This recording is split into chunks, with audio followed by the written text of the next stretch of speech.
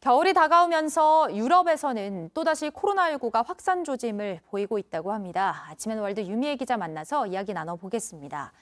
네, 유미애 기자, 조금 전 리포트에서 우리나라에서는 코로나 환자들이 많이 줄긴 했지만 올겨울에 코로나19와 독감이 동시에 유행할 수도 있다. 이런 우려를 좀 전해드렸었는데 유럽에서는 코로나19 환자가 최근에 다시 빠르게 늘고 있어요?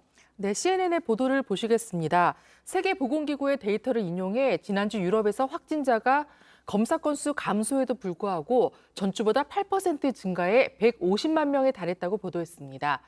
코로나19 입원 환자도 급증했는데요. 9월 28일부터 10월 4일까지 한 주간 이탈리아에서는 코로나로 입원한 환자가 전주보다 32% 증가했습니다. 같은 기간 영국에서도 입원 환자가 45% 늘었습니다. 미국의 코로나19 대응을 이끈 앤서니 파우치 소장은 이번 겨울 더 위험한 코로나19 변이가 출현할 수 있다고 경고했는데요.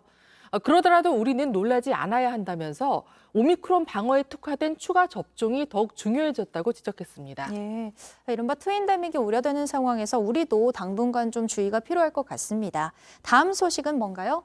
네, 히잡을 제대로 쓰지 않았다는 이유로 잡혀간 20대 여성이 숨지면서 시작된 이란의 반정부 시위가 벌써 4주째에 접어들고 있는데요.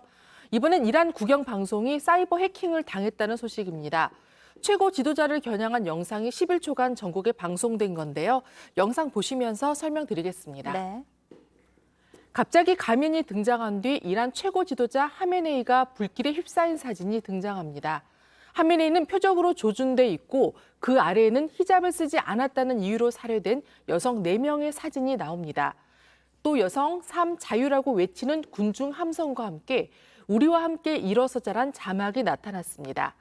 영상은 11초가량 방송되다 화면이 바뀌었는데 앵커는 당황한 표정을 감추지 못했습니다. 이번 공격은 알리의 정의란 해킹 조직이 벌인 것으로 밝혀졌는데요. 이들은 공격 직전 트위터에 올린 글에서 이란을 자유롭게 하기 위해 거리에서 흘린 무고한 피를 위해 우리는 마지막까지 계속할 것이라고 예고했습니다. 예, 그러니까 방송 도중에 저 영상이 갑자기 나온 거죠? 네. 네, 그런가 하면 이란의 수도 테헤란 도심의 일부 분수대 물이 붉은 빛으로 물든 사진이 SNS에 퍼지고 있다고 하는데 이건 또 어떻게 된 건가요? 네, 지난 7일부터 트위터 등의 테헤란 도심 분수대의 물이 붉은색으로 변한 사진이 확산됐습니다. 사진을 보면 공원 분수대를 비롯한 테헤란 중부 지역 몇몇 분수대물이 핏빛으로 변했는데요. 이를 두고 이번 반정부 시위를 지지하는 퍼포먼스라는 해석이 나오고 있습니다. 워싱턴 포스트는 익명의 예술가가 분수대물을 붉은색으로 물들였으며 여성의 권리를 지키기 위해 흘린 피를 상징한다고 전했습니다. 하지만 이란 당국은 이 사진은 완전히 거짓이라며 도심공원 분수대의 물이 특정 색으로 변한 적이 없다고 일축했습니다.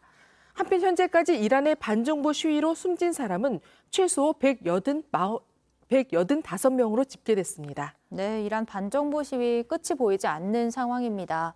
마지막 소식도 전해주시죠. 네, 이번에는 새로 임명된 러시아군 총사령관에 대한 소식입니다. 우크라이나에서 밀리고 있는 러시아가 민간인 탄압으로 악명 높은 세르게이 수로비킨을 총사령관으로 임명했습니다.